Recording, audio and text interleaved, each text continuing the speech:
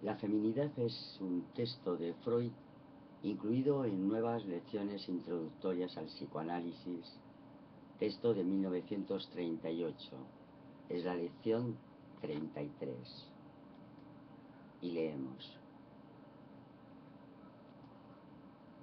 Señoras y señores, en la preparación de estas conferencias vengo luchando constantemente con una dificultad interior. No acabo de encontrar a plena satisfacción mía su justificación. Es cierto que el psicoanálisis se ha modificado y enriquecido en el transcurso de 15 años de trabajo, pero también lo es que nuestra primera introducción al psicoanálisis podía subsistir sin modificación ni complemento. No puedo alejar de mí la idea de que estas conferencias carecen de toda razón de ser. Dicen muy poco y nada nuevo a los analistas, y a quienes no lo son, demasiado, y sobre todo cosas para cuya comprensión no están en modo alguno preparados. En consecuencia, he buscado constantemente excusas y disculpas y he tratado de justificar cada una de estas conferencias con un motivo distinto. La primera, dedicada a la teoría de los sueños, había de situarnos en la atmósfera analítica y mostrarnos la firmeza que habían demostrado nuestras opiniones. La segunda, en la que escudriñamos los caminos que van desde el sueño al ocultismo, me ofrecía ocasión de hablaros libremente sobre un sector de investigación en el cual esperanzas exentas de prejuicios luchan hoy con apasionadas resistencias, suponiendo yo que vuestro juicio, educado en la tolerancia por el ejemplo del psicoanálisis, no me rehusaría vuestra compañía en tan aventurada excursión. La tercera conferencia, consagrada a la disección de la personalidad, sometió vuestra buena voluntad a dura prueba con la singularidad de su contenido, pero no me era posible silenciaros tal primer esbozo de una psicología del yo, y si hace 15 años hubiera existido ya, no habría tenido más remedio que exponéroslo por entonces. Mi última conferencia, en fin, que solo con un magno esfuerzo de atención habréis podido seguir, aportaba rectificaciones imprescindibles y nuevas tentativas de solución de los más importantes problemas. Y mi introducción había sido una introducción en error, una inducción en error, si os la hubiera silenciado. Veis así que en cuanto intenta uno disculparse, resulta al cabo que todo era inevitable, una rigurosa fatalidad ante la cual solo cabe someterse. Así lo hago yo, y os ruego que sigáis mi ejemplo. Tampoco la conferencia de hoy debía hallar acogida en una introducción, pero puede procuraros la muestra de una labor analítica de detalle, y he de decir en su abono dos cosas. Entraña solo hechos observados sin agregación especulativa casi, y trata de un tema que merece vuestro interés como ningún otro. Sobre el problema de la feminidad han meditado los hombres en todos los tiempos. Cabezas tocadas con tiaras ornadas de jeroglíficos, cabezas con turbantes y cabezas con gorros negros, cabezas con pelucas y mil otras, pobres, sudorosas cabezas masculinas. Gen, el Mar del Norte. Tampoco vosotros, los que me oís, os habréis excluido de tales cavilaciones. Los hombres, pues las mujeres, sois vosotros mismas tal enigma. Masculino o femenino es la primera diferenciación que hacéis al enfrentaros con otro ser humano, y estáis acostumbrados a llevar a cabo tal diferenciación con seguridad indubitable. La ciencia anatómica comparte vuestra seguridad hasta cierto punto, pero no más allá. Masculinos son el producto sexual masculino, el espermatozoo y su vehículo. Femeninos, el óvulo y el organismo que lo hospeda. En ambos sexos se han formado órganos exclusivamente adscritos a la función sexual y que probablemente se han desarrollado partiendo de la misma disposición, en dos estructuras distintas.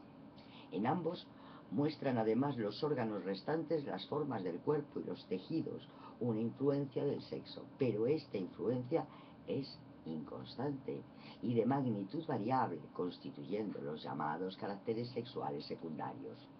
Y luego la ciencia os dice algo contrario a lo que esperabais y muy apropiado para desconcertaros.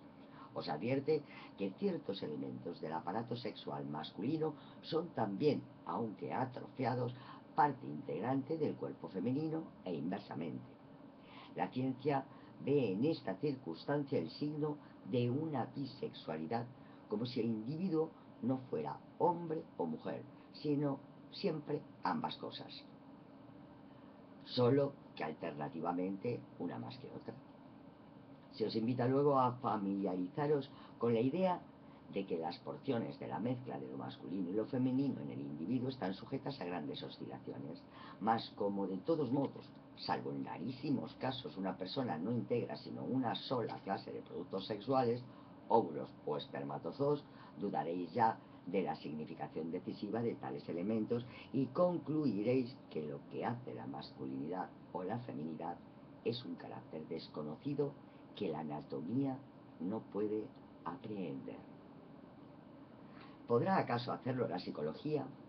Estamos acostumbrados a emplear los conceptos de masculino y femenino también como cualidades anímicas y hemos transferido a la vida psíquica la tesis de la bisexualidad. Decimos pues que un ser humano, sea macho o hembra, se conduce masculinamente en tal punto y femeninamente en tal otro. Pero no tardaréis en daros cuenta de que esto es mera docilidad para con la anatomía y la convención. No podéis dar a los conceptos de lo masculino y lo femenino contenido ninguno nuevo. La diferenciación no es de orden psicológico. Cuando decís masculino queréis decir regularmente activo y cuando decís femenino, pasivo. Y es exacto que existe tal relación. La célula sexual masculina es activamente móvil, busca a la femenina y ésta, el óvulo, es inmóvil, pasivamente expectante. Esta conducta de los organismos elementales sexuales es incluso el prototipo de la conducta de los individuos sexuales en el comercio sexual.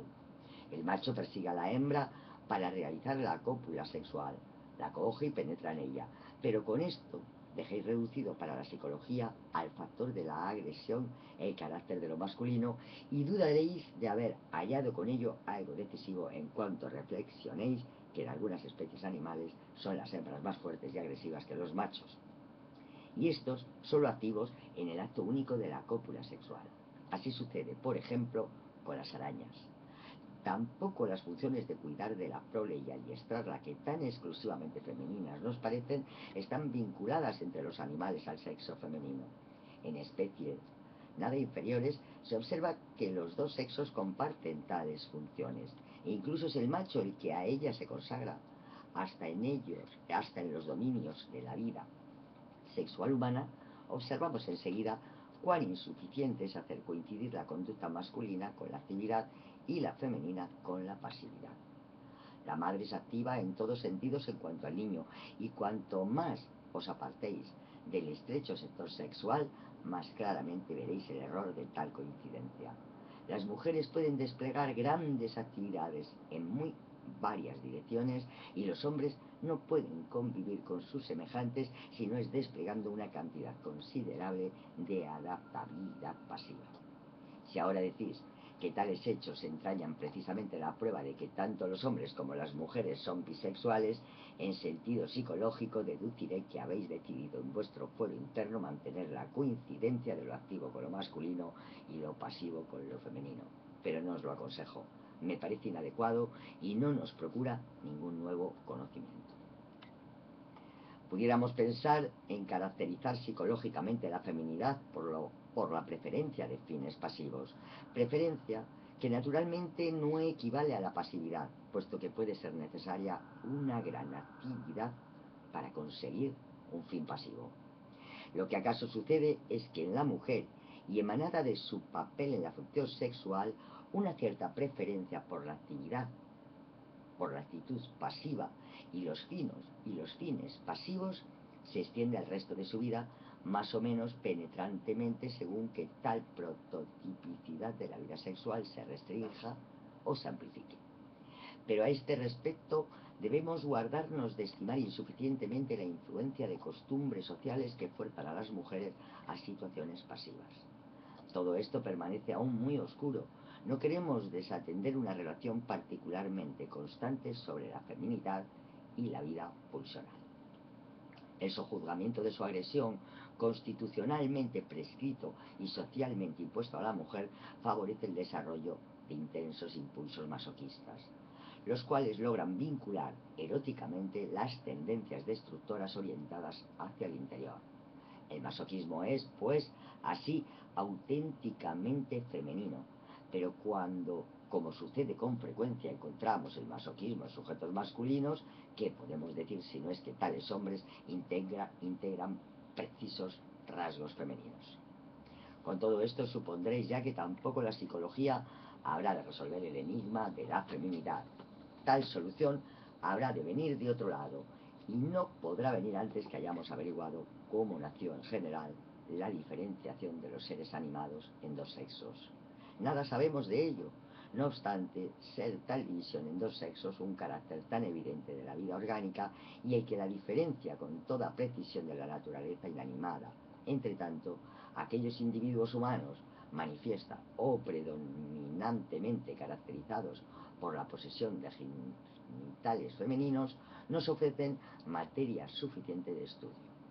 A la peculiaridad del psicoanálisis corresponde entonces no tratar de describir lo que es la mujer, cosa que sería para nuestra ciencia una labor casi impracticable, sino investigar cómo de la disposición bisexual infantil surge la mujer.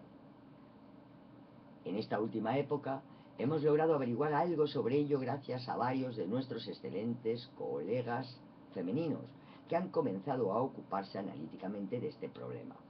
La diferencia de sexos ha prestado a la discusión del mismo un atractivo particular, pues cada vez que una comparación resultaba desfavorable a su sexo, ellas se apresuraban a expresar sus sospechas de que nosotros, sus colegas masculinos, no habíamos superado prejuicios profundamente arraigados contra la feminidad, prejuicios que por parciales invalidaban nuestras investigaciones.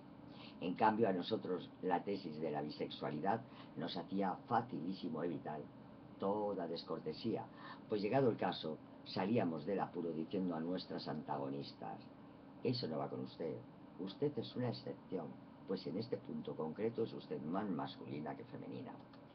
Al llegar a la investigación de la evolución sexual femenina, lo hacemos con dos esperanzas. La primera es que tampoco en este sector se adapte sin resistencia a la constitución a la función, y la segunda, que los virajes decisivos se hayan cumplido o iniciado ya antes de la pubertad. Ambas quedan bien pronto confirmadas. Por otro lado, la comparación con lo que sucede en el niño nos muestra que la evolución que transforma a la niña en mujer normal es mucho más ardua y complicada, pues abarca dos tareas más, sin pareja en la evolución del hombre. Seguiremos desde el principio el paralelo. Desde luego ya el material es diferente en el niño y en la niña. Para fijarlo así no es menester el psicoanálisis. La diferencia en la formación de los genitales va acompañada de otras diferencias somáticas, demasiado conocidas para que precisemos citarlas. También en la disposición de las pulsiones aparecen diferencias que dejan sospechar lo que luego ha de ser la mujer. La niña es regularmente menos agresiva y obstinada, y se basta menos a sí misma, parece tener más necesidad de ternura y ser, por tanto, más dependiente y dócil. La mayor facilidad y rapidez con las que logra el dominio de sus excreciones es muy probablemente tan solo una consecuencia de tal docilidad. La orina y las heces son, como sabemos, los primeros regalos que el sujeto infantil hace a sus guardadores, y su retención es la primera concesión que la vida pulsional infantil se deja arrancar. Experimentamos también la impresión de que la niña es más inteligente y viva que el niño de igual edad, se abre más al mundo exterior y lleva a cabo cargas de objeto más intensas. Ignoro si este adelanto en el proceso ha sido o no comprobado por observaciones precisas. Lo indudable es que no puede decirse que la niña aparezca intelectualmente retrasada. Pero estas diferencias sexuales no pesan gran cosa. Pueden ser compensadas por variantes individuales. Para nuestros primeros propósitos podemos muy bien prescindir de ellas. Las fases más tempranas de la evolución de la libido parecen ser comunes a ambos sexos. Habría podido esperarse que la niña mostrara ya en la fase sádico-anal un cierto retraso de la agresión, pero no es así. El análisis de los juegos infantiles ha mostrado a nuestras colegas analistas que los impulsos agresivos de las niñas no dejan nada que desear en cuanto a cantidad y violencia. Con la entrada en la fase fálica, las diferencias entre los sexos quedan muy por debajo de sus coincidencias. Hemos de reconocer que la mujercita es un hombrecito. Esta fase se caracteriza en el niño, como es sabido, por el hecho de que el infantil sujeto sabe ya extraer de su pequeño pene sensaciones placientes y relacionar los estados de excitación de dicho órgano con sus ideas del comercio sexual. Lo mismo hace la niña con su clítoris, más pequeño aún. Parece que en ella todos los actos onanistas tienen por sede tal equivalente del pene, y que la vagina, lo propiamente femenino, es aún ignorada por los sexos. Algunos investigadores hablan también de precoces sensaciones vaginales, pero no creemos nada fácil distinguirlas de las anales o de las vestibulares. Como quiera que sea, no pueden desempeñar papel importante ninguno. Podemos pues mantener que en fase fálica de la niña es el clítoris la zona erógena directiva, pero no con carácter de permanencia, pues con el viraje hacia la feminidad, el clítoris debe ceder total o parcialmente su sensibilidad y con ella su significación a la vagina.